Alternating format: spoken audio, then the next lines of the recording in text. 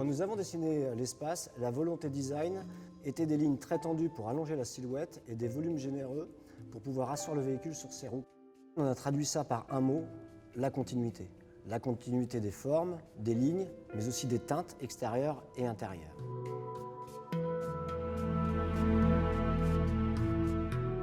Dans les enjeux qu'on a tout de suite décelés avec vous et qu'on a dû mettre en pratique dans le système industriel, ça a été la géométrie de cette voiture pour la partie extérieure de la voiture et la teinte, la conformité colorimétrique de cette voiture.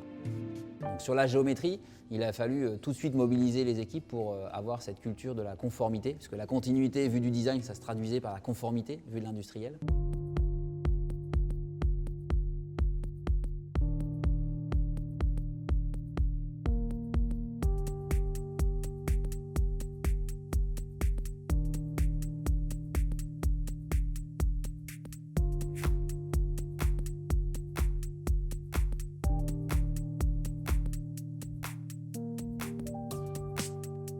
Pour nous, vu de la qualité usine, vu de la qualité industrielle, une caisse bien assemblée, c'est finalement une caisse où on ne se pose pas la question de savoir si elle a été assemblée. Et les éléments sont dans la continuité, les éléments sont ensemble. Et finalement, le client, il n'achète pas des pièces, il achète une voiture.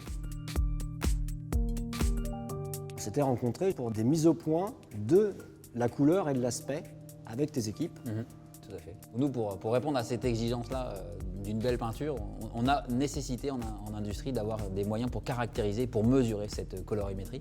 Avec la boîte à lumière pour contrôler cette peinture qui nous a entraînés à faire une formation commune. Ça montre le concours de nos deux équipes pour aller vers l'exigence après, en termes d'industriel, sur cette réalisation de colorimétrie.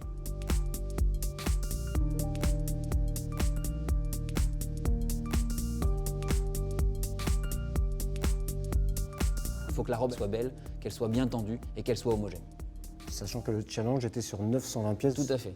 Ça a permis, en priorisant sur les sujets qui sont vus par le client, de finalement tirer toute la chaîne d'exigence. On avait identifié une zone critique entre toute la partie chrome, le montant de baie, le capot et l'aile, donc qui demandait une attention particulière en termes de finition. C'est vrai que cette zone-là est complexe puisque en fait, c'est le mariage quand même de beaucoup de technologies qu'on ne voit pas une fois que la voiture est assemblée et peinte. On a un capot aluminium, on a une aile plastique, on a une pièce rapportée au montage, on a des chromes qui ne viennent pas obligatoirement des mêmes fournisseurs. L'exercice est intéressant puisque ça a dû mailler tous les métiers. Les peintres pour la partie colorimétrie, l'exécution géométrique puisque cette zone en Y est complexe à réaliser et nécessite vraiment de la finesse dans l'exécution. Donc c'est vraiment le symbole de nombreux travaux qu'on a dû mener ensemble. Notre volonté d'aller jusqu'au bout de ce que nous aviez demandé dans le dessin, ça va être l'assemblage du cockpit et surtout de la console flottante. Il y a beaucoup de pièces, il y a du multimédia, il y a du jaune lumière, il y a des pièces d'ébénisterie, il y a l'interface mécanique. Et finalement, arriver à l'exécution parfaite de cet assemblage-là, on répond vraiment aux critères qualité en termes de robustesse, en termes de géométrie, en termes d'assemblage.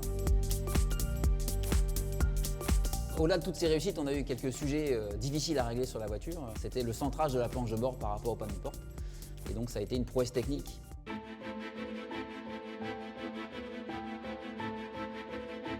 Ce que je retiens du projet, c'est vraiment cette relation humaine qu'il y a eu entre mes équipes et les tiennes qui nous a amené de la performance dans le résultat final. Oui, puis ce qui a été plutôt remarquable aussi, c'est le fait qu'on arrive à faire travailler nos équipes ensemble depuis le début du projet. Et puis ça s'est traduit par l'enjeu unique et partagé par tous de réussir cette voiture et la mobilisation de chacun d'entre nous. Et je pense que ça, on peut être fier de nos équipes d'avoir réussi.